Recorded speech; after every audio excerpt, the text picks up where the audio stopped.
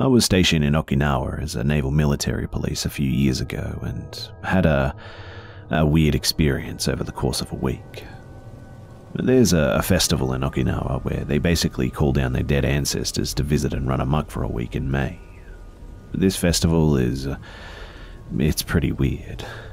I mean, they don't even go swimming this week because the spirits will supposedly drag you down and drown you. Yeah, it's weird. And I was on duty the night it started at this post, all by myself. I heard a parade down the street and asked my Japanese friend what it was, and he told me it was the official start of the festival. And not 5 minutes later, I'm on the john doing my business, and there was this loud bang on the floor, like someone kicking it. Mind you, this shack is the size of a small room and completely isolated.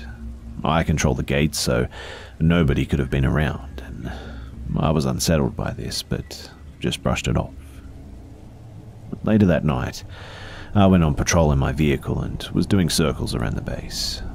The base itself is pretty barren, with just a few scattered jungles and maybe 2 or 3 guys there total in the middle of the night. So, it can get a little creepy, but nothing too out of the ordinary. As I was driving, I was just letting my thoughts wander from boredom, and then, I swear to you that I saw a naked little Japanese boy run into one of the small jungles. It was so fast, more like a blur, but that's what I presumed I saw.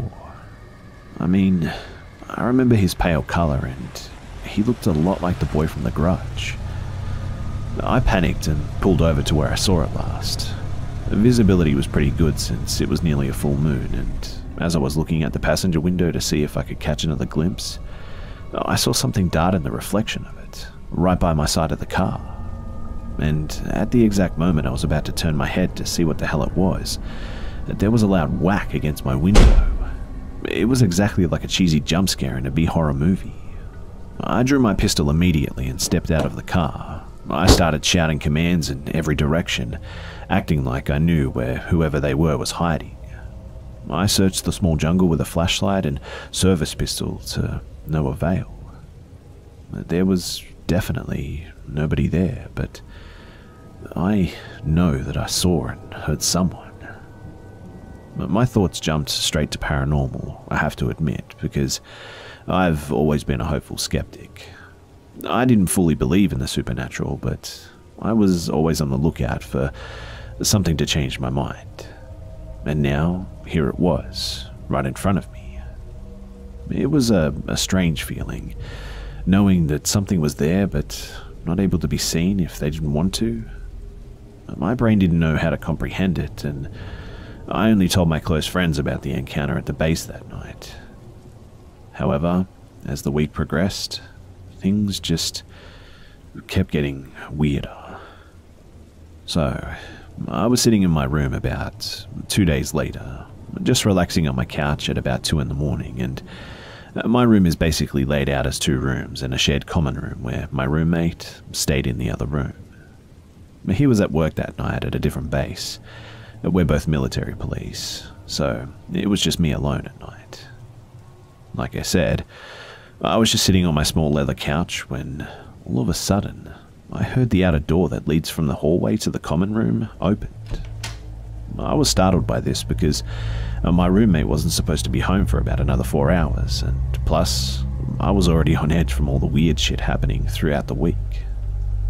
I heard whoever it was just kind of walk a circle in the common room and then unlock my roommate's door and enter his room. I was like, what the hell is going on, and walked out to the common room and used my spare key to unlock his door and flicked on the lights. And nothing. There was nobody there. Now, I'm starting to hyperventilate a bit because something is just not right here. And then, about 6 feet behind me, the outer door shuts like someone just exited. I'm pissed off now, so I run to the door to open it to the hallway, and nobody. Not a peep, just a really dark hallway. I return to my room, just bewildered. only to start hearing knocks from inside of my closet. Well, that was too much for me. All I could do was just try and ignore it, but it just kept going. It just knocked once or twice every few minutes until I just went to sleep a few hours later. When I woke up a few hours later, I noticed that my phone screen was on and it was really hot, like it had been handling a lot of tasks or something. I don't know. But as I picked it up, the flash went off in my face, even though I didn't take a picture.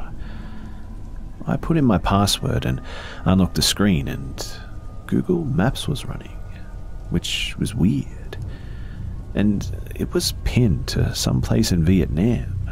The town name was in a totally different language, so I googled it, and it's a valley in Vietnam famously known as the Valley of Death. Obviously, I was like, what the fuck? So then I go to my camera to see what's up with the flash, and what I found has always disturbed me. My phone had been taking pictures of the ceiling all night. There were at least 100 pictures. But what's even worse is that the pictures, they were sometimes different. Like the phone had just adjusted slightly, despite being securely placed on a desk. I asked my roommate later if he had anything to do with this, and he said no, and his story did check out. So if it hadn't have been him, there was nobody else with that kind of access to my room or phone. I didn't really know what to make of all this, and I was frightened, yet really intrigued too. As scared as I was, I didn't want to stop just because I was finally getting evidence of something paranormal. A few other minor things happened after that still, but nothing huge. Just knocking and things like that. But then, as suddenly as they started, the moment the festival was over, it all just stopped.